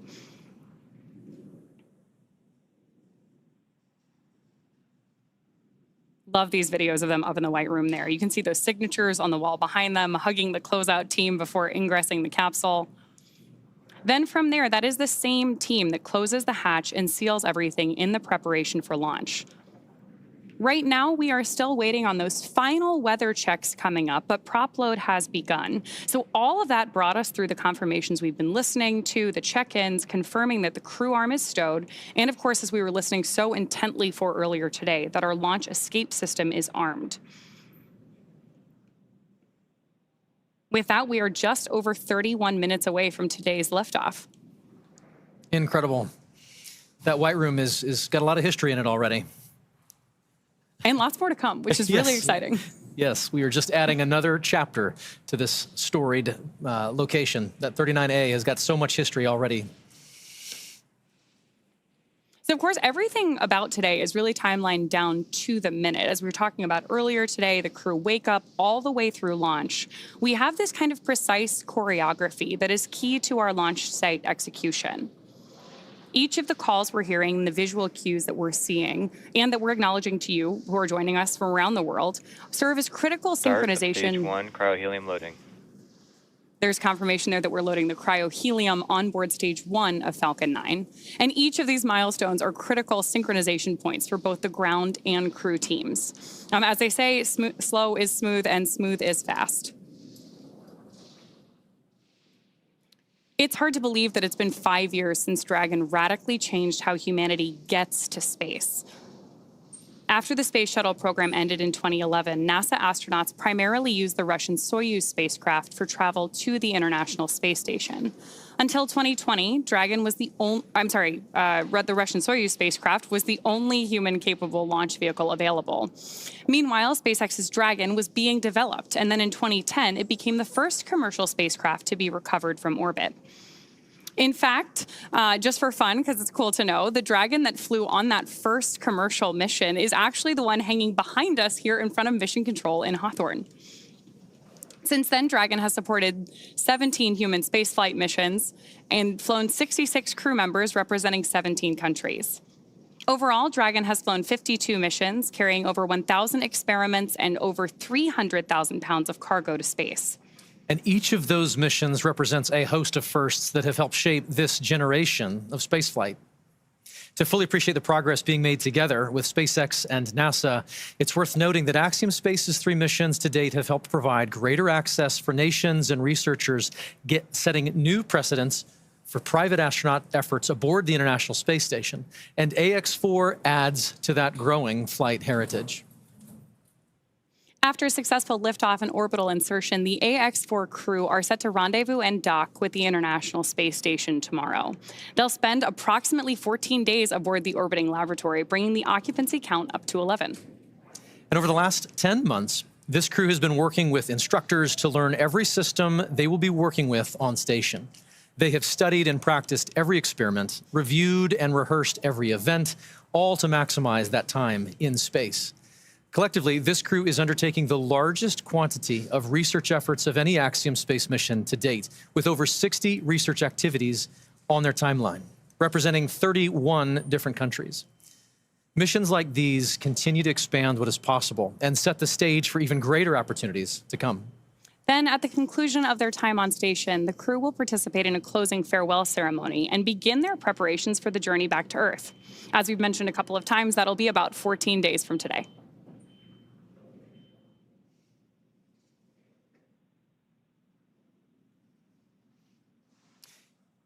Each mission to the International Space Station is rooted in singular unifying purpose, to explore and learn together as a team. And that is one of the things that I absolutely love about human spaceflight. The International Space Station is a symbol of what can be realized from international cooperation and collaboration. And so while this particular mission may represent the goals of 4 specific nations, today they are launching as one crew, one team. And in that spirit, this crew created a mark to represent their shared effort together. The AX-4 mission patch is something that Peggy, Shooks, Sławosz, and Tibor will wear proudly for the rest of their lives. But so will thousands of people who've worked tirelessly to contribute to this mission. The mission patch for Axiom-4 was created, as you mentioned, by the crew, not just to mark their space flight, but to symbolize the idea that space is for everyone. Anchored by the centrality of the Earth and flanked by a diverse set of national flags, there are several intended meanings woven into this design. For instance, the 7 stars represent the 7 continents and point to global inclusivity. The 4 white lines ascending from the Earth to the International Space Station symbolize the physical journey of this mission, and together appear to make panes of a spacecraft window, much like the view the astronauts will have from Earth orbit. And the overall gem shape of the patch is a reminder of the precious responsibility we all have to our planet, to cherish and to protect our homeworld. And in addition to the mission patch, another favorite tradition of human spaceflight is the zero-G indicator. To celebrate their unique bond, the AX-4 crew chose a baby swan as the zero-G indicator, which they've named Joy. And today, we have the opportunity to have our very own Joy joining us to help us keep an eye on the gravity levels here in Hawthorne. And so far, pretty stable. Yeah, all systems nominal, I would say. Very, very nominal. Yes. So as we await our T-0 in a little bit more than 25 minutes, our ground operations teams are doing a final series of systems checks to make sure both Dragon and Falcon 9 are ready for launch. Let's take a look at what the Ascent portion of our mission today will look like. Start of Stage 2 cryohelium loading. Brief announcement on Stage 2 loading. Once we hit T0, we're going to watch Falcon 9 and Dragon lift off from historic launch pad 39A and make their ascent. At about 43 seconds into flight, Falcon 9's engines will throttle down to help pass through the period of maximum dynamic pressure on the rocket, or what we typically refer to as max Q. Now, it's worth noting that shortly after we hit max Q, the vehicle will go supersonic, faster than the speed of sound. Once we're through that period of maximum dynamic pressure, we throttle up our Merlin engines again. From there, at about 2.5 minutes into flight, we have a series of 3 events that happen in rapid succession. The first is main engine cutoff, also called MECO. This is where all 9 Merlin engines shut off in preparation for stage separation. Stage sep is when the first stage detaches from the second stage, with the first stage making its way back to Earth for landing as the second stage continues on its journey with the third event. Now, SES-1, or second stage engine start number 1, that's where the Merlin vacuum engine lights up and propels the second stage along with our AX-4 crew and Dragon into orbit. Now, as Stage 2 heads into the targeted drop-off orbit, Stage 1 will execute 3 burns in order to make its way back to Earth. The first is the boost back burn, where 3 of the Merlin 1D engines reignite and then shut down. That heads the first stage back to Cape Canaveral. The second burn, or the entry burn, helps to slow the first stage down in preparation for entry back into the Earth's atmosphere. About 70 seconds before Dragon reaches orbit, Falcon 9 will land back on Earth. The landing burn will bring the vehicle's speed down rapidly in order to land back on land near the launch site, shortly before 8 minutes into our mission. And then a little less than a minute after that, at T plus 8 minutes, 48 seconds, the second stage will cut off its 1 Merlin engine that was ignited right after stage separation. That concludes a burn that lasts just over 6 minutes to get into orbit, but we'll wait to hear confirmation of insertion into a good orbit. Then Dragon and the second stage begin preparations to separate Dragon. About 51 seconds after we get into orbit, we should have a great view of Dragon with the 4-person crew drifting away in Dragon, moving away from the second stage. Once Dragon's a short distance away, it'll begin checkout of the Draco maneuvering thrusters. That'll make sure Dragon continues to increase separation distance from the second stage. The nose cone deploy sequence will initiate just before T plus 12 minutes and finish around T plus 15 minutes, exposing Dragon's docking mechanism in advance of arrival at the International Space Station. Speaking of which, we should hand it back now to Sandra Jones at NASA's Mission Control Center in Houston, Texas, for a quick update. Sandra? Thanks, Ronnie. The space station team here in Houston is focused on the critical systems of the International Space Station, all continuing to function as expected ahead of launch. Everything is looking good, and the station will be ready to receive Dragon and the Axiom-4 crew on Thursday. After Dragon is fully docked to the orbiting laboratory, the team here in Houston will assist the Axiom Space and Space Station astronauts with leak checks as they work to open hatches on both Dragon and inside the station's pressurized mating adapter. We expect hatch opening to take place approximately 2 hours after docking. Once the Axiom-4 crew arrives at the International Space Station, they will be greeted by the Expedition 73 crew, which includes NASA astronauts Nicole Ayers, Anne McClain, and Johnny Kim, as well as JAXA, or Japan Aerospace Exploration Agency astronaut Takuya Onishi, and Roscosmos cosmonauts Kirill Peskov, Sergei Ryzhikov, and Alexei Zubritsky. Flight Director Heidi Brewer is on console right now, leading the flight controllers for launch this evening. And with Mission Control in Houston go for launch, for now, we'll send it back over to Sonia at Kennedy. Thanks, Sandra. To dive into some of the science highlights, I'm joined now by Axiom Space's Chief Scientist, Dr. Lucy Lowe. Lucy, thanks for joining me here at the desk. With so many science portfolios that are going to be accomplished, there are more than 60 from more than 30 countries. We can't cover it all. Give us a high-level look of what this portfolio looks like. Yeah, so happy to, Sonia. So this mission is chock-a-block, jam-packed full of really interesting and exciting science. We have everything from human research, understanding how the human body reacts to space. We have some really fun life sciences experiments looking at growing plants and all kinds. We have some physical sciences. We have lots of technology demonstrations. And my favorite, lots of science, technology, engineering, art, and mathematics outreach events. All the STEAM things. Exactly. So we've had great success with AX1, 2, 3. Do we have any return payload flyers for AX4? We do. We have our partners at the University of California, San Diego and the Sanford Stem Cell Institute flying their cancer cells in low Earth orbit for the 4th time with Axiom. So this team is actually looking at how the cancer cells respond to space. And on this mission, they're actually testing a newly approved drug that's just about to enter clinical trials. Amazing. So really exciting. So let's take just a brief look at each of the country's portfolios. Let's start at the head. At the top. Okay, off we go. So we're going to bring on our willing participant who is going to model, our lovely assistant who is going to model one of the experiments from this portfolio. So Israel here is wearing a functional near-infrared spectroscopy cap, which has optodes in the top, which can actually look at how blood is moving around, which is a correlate for neural activity. So it's a way to actually monitor brain activity in space.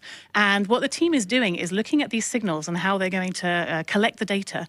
And they're actually creating what they're calling a brain-computer interface or a brain-machine interface, which could be really interesting and useful not only for future exploration missions, but also for applications back here on Earth. So, for example, for rehabilitation after neurological disorders. And which country's portfolio is this from? This is from ESA and the Polish Space Agency. Amazing. So what is ISRO doing? What's their portfolio look like? So ISRO has a very, very busy portfolio. So Shooks is going to be doing lots and lots of research throughout the mission.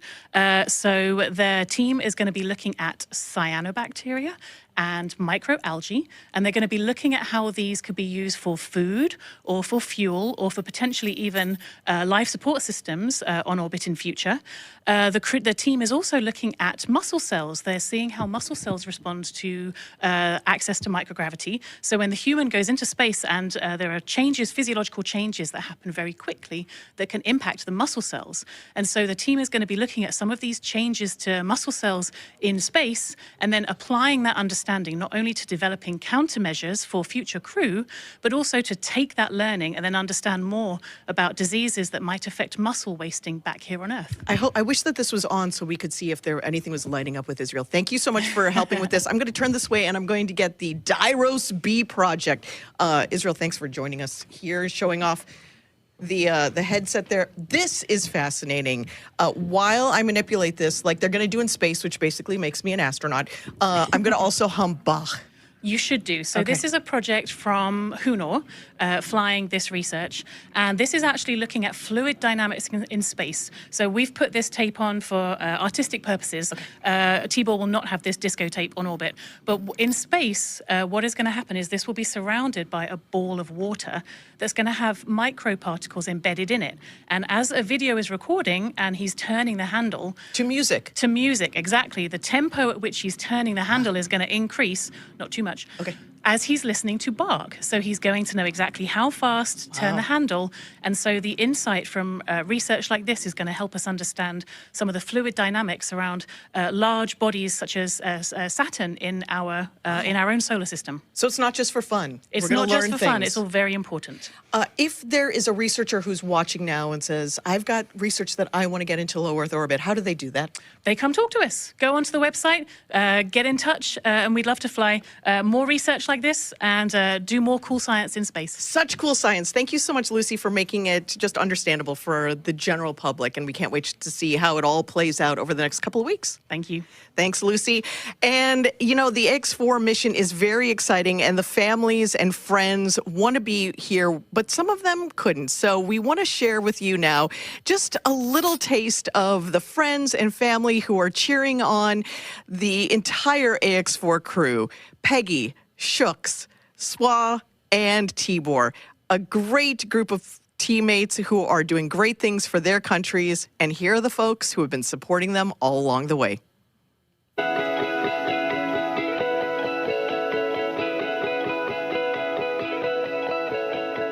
On behalf of the Axiom mission operations team, we're wishing you a safe, productive, and fun mission. Go AX4.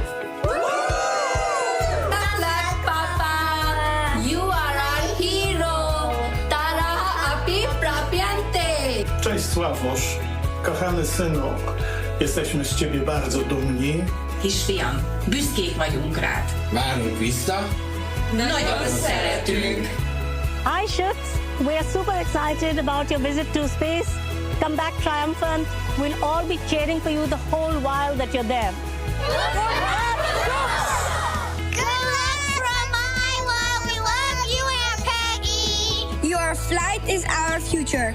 Your flight is our inspiration. Hi Sławosz, we are about to do something truly out of this world. We are all here rooting for you. Go chase those stars and make the mission unforgettable.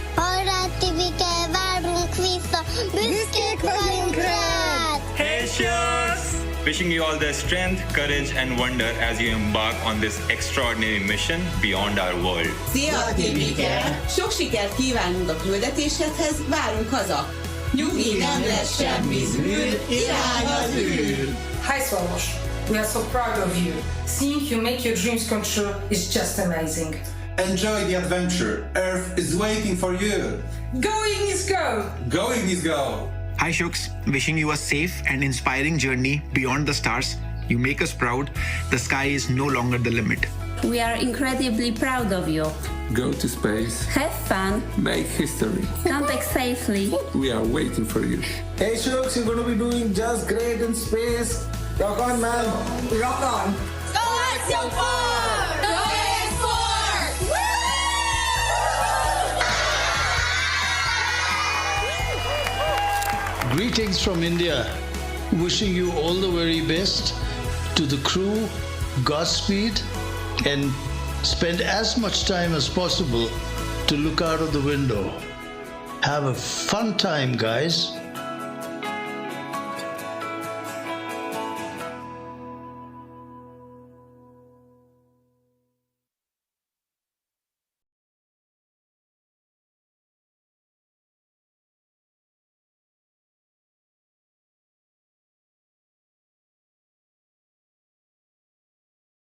Sonia, thank you so much. What great commentary from Lucy and all of those portfolios coming together. We're excited to see this team get to work on station.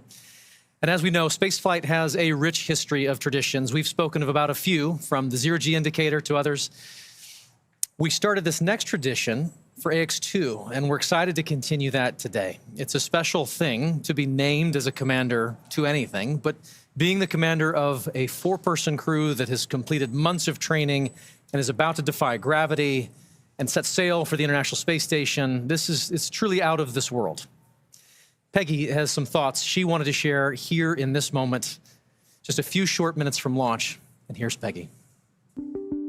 As commander of the AX-4 mission, I want to thank everyone who has contributed to our journey. This mission to the International Space Station would not have been possible without the hard work of so many incredible teams. First, I want to extend my heartfelt gratitude to the teams at Axiom Space. Their talent and dedication shines through every unexpected challenge, the countless hours of work, and every task at hand to ensure the safety of the crew. The team's determination and commitment to achieving the highest standards inspires me every day and reminds me why I joined the Axiom Space family. To our partners at NASA, your expertise and support have been invaluable, ensuring that we are fully prepared to live and work aboard the space station. The comprehensive training programs provided by NASA have given us the skills needed to thrive in the unique environment of space. Thank you to SpaceX for providing the cutting-edge technology and reliable transportation to take us to space and bring us back home safely. The hands-on and in-depth training have ensured that we understand the Dragon systems thoroughly and confidently. We also owe a great debt of gratitude to our international partners. Your collaboration and contributions have been essential in our training to ensure mission success. Lastly, to all the other teams involved, from engineers to scientists and everyone behind the scenes, your hard work and dedication have not gone unnoticed. You're the unsung heroes of this mission, and we are deeply grateful for your support. Thank you all for your tireless efforts and for believing in the AX-4 mission. Together, we're realizing the return for 3 nations and paving the way for a bright future in low Earth orbit. Thank you.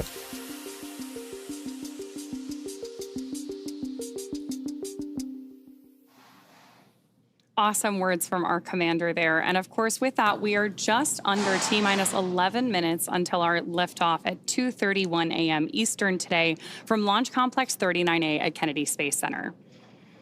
Just in case you are just joining us, right now on your screen, you have a live view of Falcon 9 with our AX-4 crew safely tucked in the Dragon space capsule atop the vehicle. At this point, we are coming up on terminal count. Our crew access arm has been moved out of the way and our launch escape system is armed. And we are standing by for that final process by which we step into our terminal count, get ready, Dragon and Falcon for liftoff. Dragon SpaceX, confirmed crew displays are configured for launch. The displays are configured for launch, and the Axiom-4 crew would like to thank the incredible teams that have made this moment possible. To the Axiom Space team, you've poured your hearts into this mission. Your passion and dedication have lifted us higher. We wear this patch with pride because of you. To NASA, thank you for the decades of knowledge, the training, and the trust. You've shaped generations of explorers, and we're honored to carry that legacy forward. To SpaceX, thank you for giving us the wings to fly and the confidence for a safe return home. And to our international partners, thank you for standing with us across borders, united by shared purpose. And to every person behind the scenes, engineers, trainers, families, and friends, you are the quiet force behind this mission. We carry the hopes of many with us. As we realize the return, we will bring those hopes home to you. Thank you. Peggy, Shooks, Swav, Tibor, from all of us that are staying here on the ground, we look forward to your mission. All the hard work from our teams culminates here, so good luck, enjoy the ride, and science the heck out of all your experiments.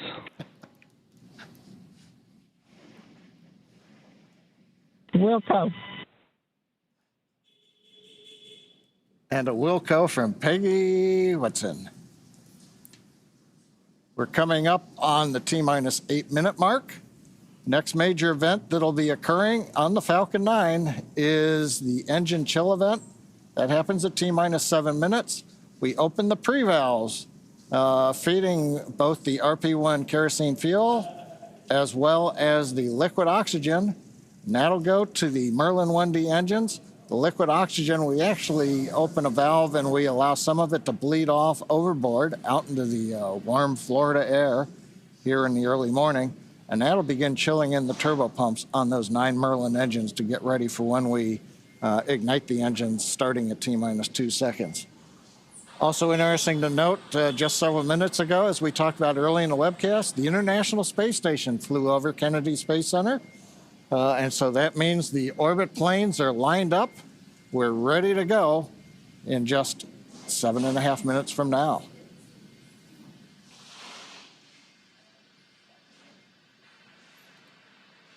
Now, while we're getting ready to open the pre-valves, which is one of those what we might call significant events in the life of the Falcon 9 as we count down, we'll also be chilling in the upper stage engine. We'll hear that call out also in flight when we do some additional chill in at about 1 minute and 52 seconds. Engine chill has started. There's that engine chill announcement from Mission Control right on schedule. So now we just got about 50 seconds left as we continue to load RP1 onto the first stage. Falcon 9 is powered by liquid oxygen and RP1, which stands for Rocket Propellant 1, which is a highly refined type of kerosene. By the time we reach liftoff, Falcon 9 will have approximately 1 million pounds of fuel on board and will be burning 700 gallons of fuel per second at liftoff. Stage 1, RP1 load complete. There's confirmation there from Mission Control that we have RP1 load complete, and you're seeing great reactions from the AX4 crew there on the right-hand side of your screen with each one of these call-outs. You can tell that they are just as excited as we are to get them on their way to space. A lot of time rehearsing, and now we're down to the last 6 minutes. We're also seeing some of the moist air as it condenses around the cold tanks. You can see that just at the top, Dragon above the second stage. Next major event coming up, Dragon is going to configure for terminal count, and they'll move on to internal power. Those are the batteries. We do have solar arrays, and you can see them right now as some of the mist clears. You can see the black portions of Dragon. So we've got solar arrays on part of the Dragon trunk, and then we also have batteries inboard.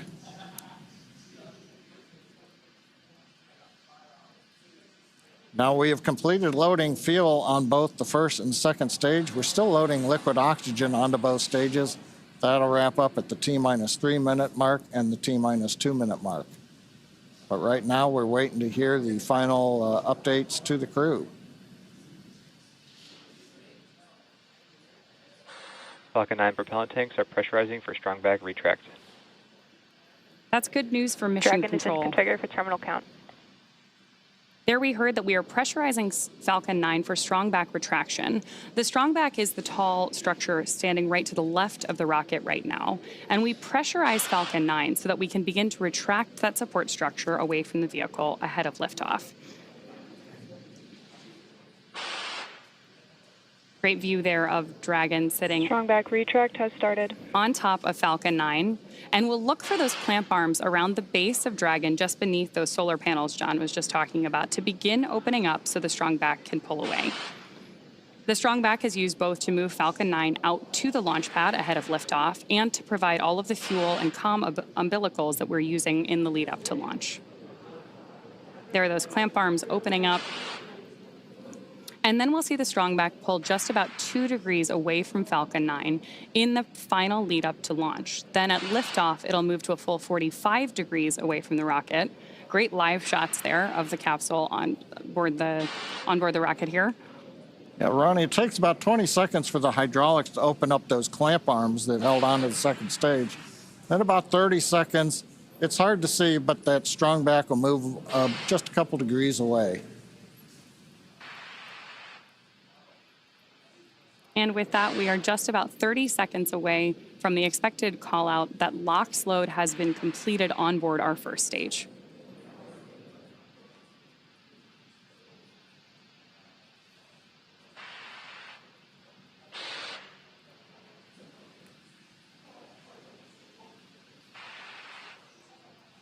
As we mentioned earlier, that mist forming around the outside of Falcon 9 is totally normal. That's just some of that. Stage 1, LOX load complete. Some of that liquid oxygen that has now been fully loaded on board to stage 1, venting out into the warm Florida air and condensing into clouds. So we continue to check off events here in the last minutes of the countdown. Dragon is in terminal count and is on internal power. And the confirmation a minute ago, we started the move into transition And there on the left side of the screen and the right, you can see some of the watch parties, Paul. Yeah. Absolutely. On our left side of the screen, you can see the school in India. And then the right side of the screen is the planetarium in Poland with students and fans of this crew cheering on what's about to be a momentous moment. They're good in the planetarium, keeping it dark in there for them. Okay, we're waiting to hear the confirmation that second stage LOX load is complete. That should be coming up momentarily. Stage 2, LOX load complete.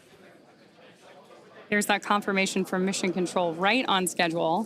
So the next major visual milestone we're likely to have from the outside of the spacecraft is going to be venting. Dragon is in auto idle. Confirmation there from Mission Control that we are in auto idle on board Dragon in that final minute and a half before launch. Now, we are expecting gas closeouts to be followed by some loud venting, and we're likely to see a larger cloud of liquid oxygen. Gas closeout has started. Expect loud venting. There's instructions to the crew, also right on schedule. And a great nighttime shot of Dragon sitting there at historic Launch Complex 39A with the AX-4 crew safely tucked inside with just over a minute to go until liftoff. Seated left to right inside Dragon from this camera's perspective, you have Tibor Kapu there on the left-hand side. Then beside him is our pilot, Shubhanshu Shukla. Then to the other side is armed. Falcon 9 is in startup and is now controlling. Is Commander Peggy Whitson, and Dragon then on the far side is Sławosz Uznański, Wisniewski of ESA. Dragon, SpaceX, go for launch. AX-4 is go for launch. That is great news for Mission Control and from our crew on board Dragon. With that, we are just at T-minus 30 seconds to lift off of AX-4. Let's go AX-4. 15 seconds. T-minus 10, 9, 8, 7, 6, 5, 4, 3, 2, 1. Ignition and lift.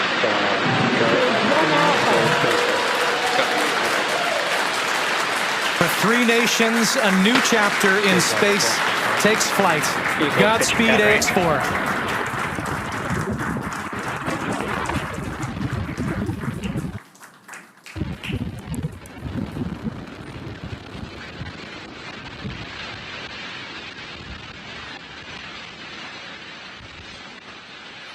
T plus 30 seconds into flight with the Axiom-4 crew on board Dragon, headed to the International Space Station.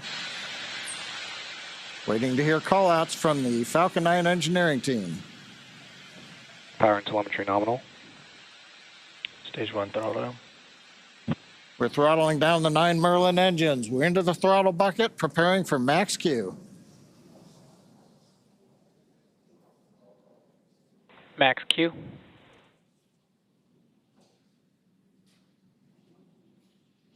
Vehicle is supersonic. We should begin throttling the Merlin engines back up now. Stage 1 throttle up.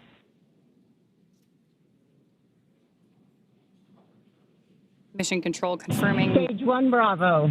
That throttle up, and we Copy, are 1 Bravo. hearing our Commander Peggy Whitson call out the first abort mode. Each of these are a specific phase where if for any reason we had an in-flight abort, underway. Dragon would abort to a safe location. So we're going to call out each of those milestones as we pass through them. We also just heard the call out for MVAC chill. We're going to trickle just a little bit of liquid oxygen now into the turbo pumps on board our Merlin vacuum engine on stage 2 in preparation for second engine start 1, which will of course be shortly after stage separation.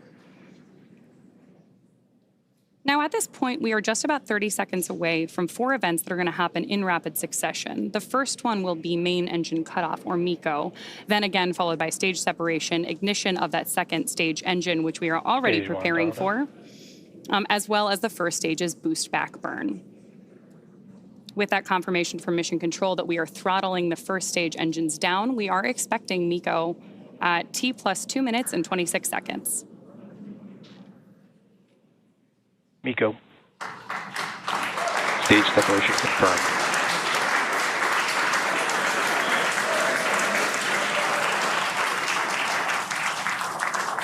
Stage 1 boost back startup and back ignition. There we had confirmation of all 4 of those events. Incredible views on our screen here too as that first stage boosts its way back to Earth. Stage 2 Alpha. And confirmation Copy, from our 2 Alpha. commander that we have entered the 2 Alpha abort mode. Of course, we're getting lots of cheers from behind us here at Mission Control here in Hawthorne, California as well. And at this point, our AX4 crew is on their way to space. The view you have on your screen right now is our MVAC engine burning for that second engine first burn. We're expecting that SECO here, second engine cutoff, which will likely be called out over the nets as SECO in just a couple of minutes.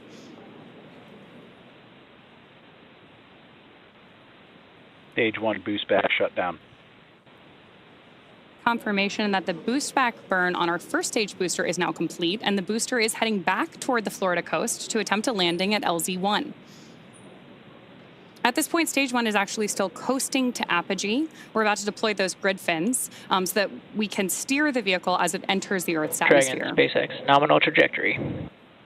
And that call out from Mission Control means Dragon that copies, nominal trajectory. everything is right on track. T plus 4 minutes, everything continuing to go well, and we've got our first view of the crew. They're inside Dragon, second stage continuing to fire. Right now, second stage, just a little bit more than 1G.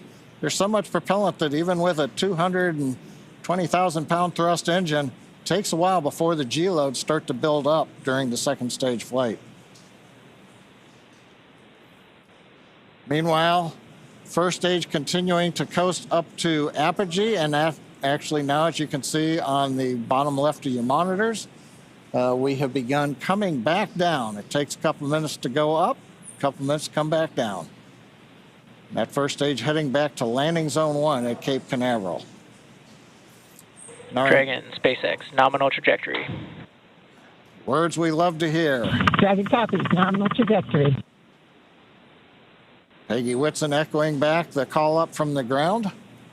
Now our next major event coming up will be in about 1 minute and 10 seconds. That's going to be the entry burn. That's where we're going to light a single center engine on the first stage. That's going to slow us down in preparation for entering the Earth's atmosphere again. We'll then have a landing burn about 1 minute later at T plus 7 minutes and 19 seconds. Now for that one, we actually light 3 engines again. Then quickly once we've kind of jammed the brakes on, then we'll turn off 2 of the engines. We'll be down to just a single engine. Getting good views of the MVAC-D engine. There are a couple of cameras on the back of the second stage that give these views. And of course, the view inside the Dragon spacecraft showing the crew. Dragon, SpaceX, nominal trajectory. Continuing the call-outs right on time. Dragon copies, nominal trajectory. Now, right now, as Ronnie pointed out, the grid fins have been deployed, but they're not being used. Right before the entry burn, we'll possibly see a little bit of motion if we can pick up the first stage camera. That's just to check out. It's not until we actually get through the entry burn. Stage 1 entry burn startup. That we get back in the atmosphere. And now here is entry burn call out. This is going to be about a 12-second burn. That's going to slow the vehicle down. You can watch Stage 1 that. entry burn shutdown. There you just saw on the left-hand side of your screen that first stage entry burn shutdown. Right now on your screen, we've got great views of our second stage engine, the Merlin vacuum engine, continuing to take our AX4 crew to orbit. The next milestone for our first stage is going to be the landing burn, where we'll relight just the center engine, as John mentioned. Dragon, SpaceX, nominal trajectory. Again, things we love to hear. Stage 1 FTS. Dragon copies, nominal trajectory. Continuing to get good communication from our crew on board Dragon. Stage 1 transonic. Confirmation that stage 1 is now transonic on its way back to LZ1, which is just about 9 miles away from our liftoff location today. LZ1, of course, is the site of the first successful landing attempt, and hopefully it will be the second time that this particular booster sticks its landing.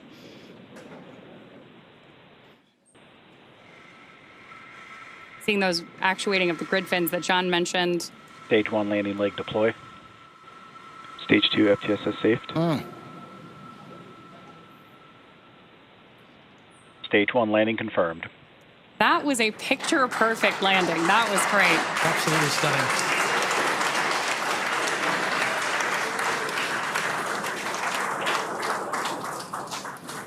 So coming up next for our crew, now that we've confirmed that booster touchdown, is going to be second engine cutoff, also called out as SECO. Then the second stage will coast for a few minutes until Dragon is commanded to separate from the second stage. There's our AX4 crew awaiting that SECO call out here.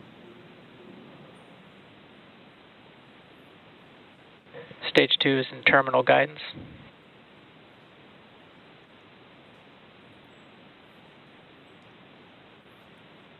Good continued burn from our second stage engine there. Now at this point, our crew is experiencing about 3 Gs in the lead up to SECO 1, which of course will be their first taste of microgravity. SpaceX Dragon, Shannon.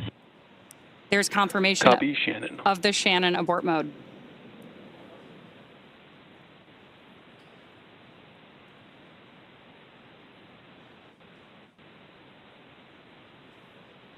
MVAC shutdown.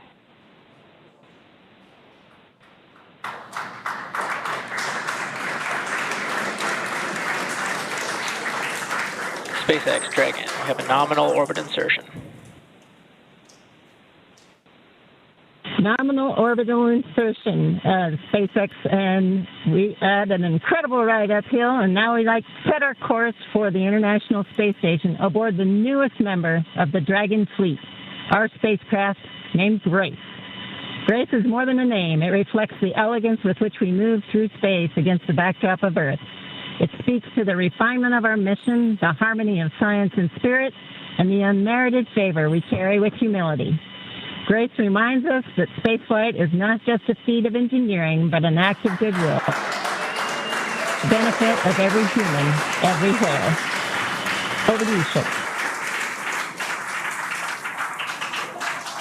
Launch escape system disarmed. 10 minutes into flight. Water ride. नमस्कार मेरे प्यारे देशवासियों, water ride 41 साल बाद हम वापस अंतरिक्ष में पहुंच गए हैं और कमाल की राइड थी। इस समय हम 7.5 किलोमीटर प्रति सेकंड की रफ्तार से पृथ्वी के चारों तरफ घूम रहे हैं और मेरे कंधे पे मेरे साथ मेरा तिरंगा है जो मुझे बता रहा है कि नहीं हूँ, मैं आप सबके साथ हूँ।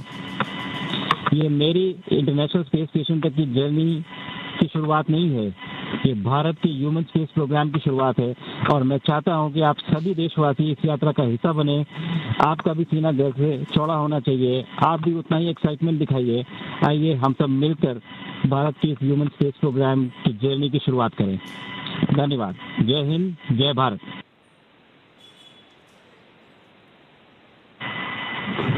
Thank you, Chuck. Drogie Polki i Polacy, dziś robimy ogromny krok w stronę przyszłości technologicznej Polski. Polski opartej na nauce, wiedzy i wizji. Niech ta misja będzie początkiem epoki, w której nasza odwaga i nieustępliwość kształtują nowoczesną Polskę. Dla nas i dla przyszłych pokoleń. Kosmos zawsze jednoczył ludzi. Zabieram dziś z ziemi cząstkę każdego z was. Waszej siły, waszej nadziei, waszego zaufania. W kosmosie nie jestem sam. Reprezentuję nas wszystkich. Z całego serca dziękuję wam za zaufanie. Kosmos dla wszystkich. Space for everyone. And with that, over to you, Tibor. Stanisław, 15 millió magyar emelt ma idáig. Támogatásotok olyan, mint a szürke hamu alatt nyugvó parázs. Belül csendben ízik, de ha fát dobnak rá, egyként lángol. Hálás és büszke vagyok, hogy a hazánkat képviseltem. Családomnak és barátaimnak köszönöm, hogy ti vagytok a legerősebb támaszaim. A ti hangotok hangosabb, mint a rakétánk, erőtök nagyobb, mint a gravitáció. A világűr mindenkié, a Föld pedig egyetlen. Mi a bolygónk 4 különböző pontjáról indultunk, de társakként, barátokként érkeztünk ide. A mi születésünk a tiétek is. Köszönöm mindenkinek szerte a világon, akik hozzájárultak ez a gyönyörű naphoz. Egynek minden nehéz, soknak semmi sem lehetetlen. Go AX4.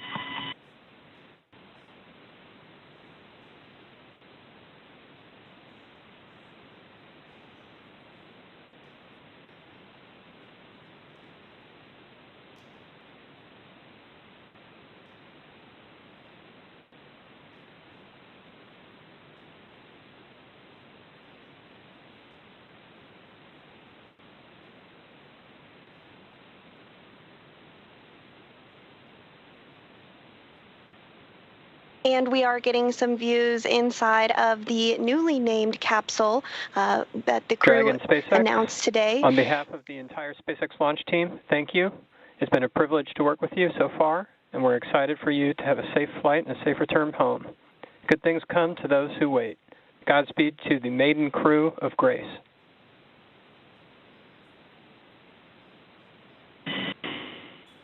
And we thank you all as well. And so with today's successful launch of Axiom-4, the teams at NASA's Johnson Space Center will continue to monitor Dragon's flight to the International Space Station over the next 28.5 hours. NASA's role in this journey really kicks in at a period called Integrated Operations, which begins during the spacecraft's approach to the space station and continues during the crew's stay aboard the orbiting laboratory, where they will conduct science, education, and commercial activities, and will conclude once the spacecraft exits the vicinity of the International Space Station. During integrated operations, the NASA, SpaceX, and Axiom space teams are all working in lockstep. The teams here are preparing for a docking of Axiom-4 to the space station at 7 a.m. Eastern on Thursday morning, and will continue to monitor the approach until then. But for now, that will be it for us here in Mission Control Houston, but we'll be back with you at 5 a.m. Eastern for docking, hatch opening, and welcome coverage. So with that, back over to you, Hawthorne. Thanks so much, Sandra. Over the next 28.5 hours, the Dragon spacecraft Grace will execute a series of burns to gradually raise and line up the AX-4 crew for docking with the International Space Station in what we refer to as the activation and rendezvous phase of flight. In just a few minutes, the crew will change out of their spacesuits to get a little bit more comfortable for flight and will enjoy their first meal aboard the spacecraft. Over the course of their flight, they will also have a rest period that will last for about 8 hours. Before they arrive at the space station, we will have 3 potential opportunities to chat briefly with the crew on orbit. While we're hopeful that one of these will work out, none of them are guaranteed, as they're dependent both on crew schedule and ground station coverage. But if we are able to support, we'll make an announcement on our social media channels no later than 15 minutes before the event start time. In the meantime, be sure to keep tabs on this mission at axiomspace.com, and you can track Dragon's flight on spacex.com/launches. And even if we aren't able to talk live with the crew, we will continue to provide updates on the mission across our social media channels. And then as Dragon and the AX-4 crew approach the International Space Station tomorrow, June 26th, we will pick back up with our live joint coverage of the AX-4 crew's docking to the station with NASA. Please keep an eye on Axiom Space and SpaceX social channels for updates, as there will be plenty of incredible moments to share with you over the next 2 weeks. From all of us at Axiom Space, thank you, SpaceX.